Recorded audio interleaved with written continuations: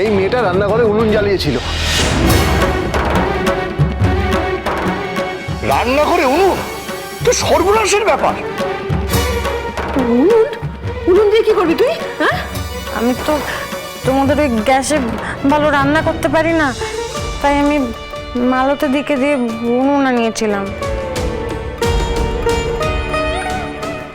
তাই এত ধোয়া?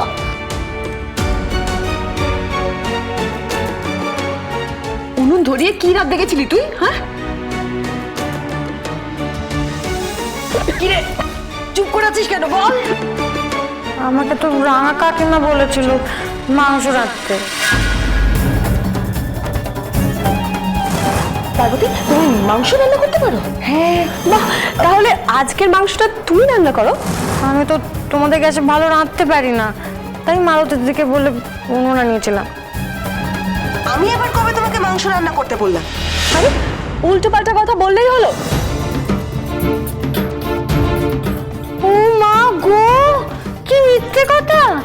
এত বড় মানুষের মিথ্যে কথা বলতে পারলে? জানো না, মিথ্যে বলা মহাপাপ। এই চুপ করো তুমি। চুপ করবো কেন? আমি তো সত্যি কথা বলছি। রাঙা কাকিমা আরে দিদি তোমাকে রাঁধতে বললো। দিদি, আমি শুধু বলেছি আজকে মাংস রান্না হবে। দেব মাংস খেতে ভালোবাসে, দ্যাটস ইট। আমি ওকে এর থেকে বেশি কিচ্ছু বলিনি। কি শুনতে কি শুনেছে কে জানে। দেখো, এসে থেকে একটার পর একটা দোষ দিয়ে যাচ্ছে আমাদের উপরে। তোমাকে যদি বলেও থাকি তাহলে মাংস রান্নার কথা বলেছিলাম, উনুন ধরানোর কথা বলেছিলাম। এটা কিন্তু ঠিক নয় পার্বতী। না, উনুনের কথা তো কিছু বলনি, ওটা আমি আনিয়েছি।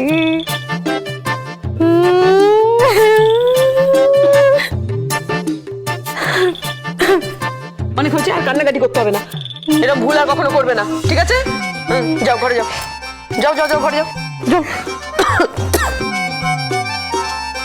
তুমি যতই চেষ্টা করো মা, এই মেয়েটা গাইয়া গাইয়াই থাকবে, মানুষ করতে পারবে না একে।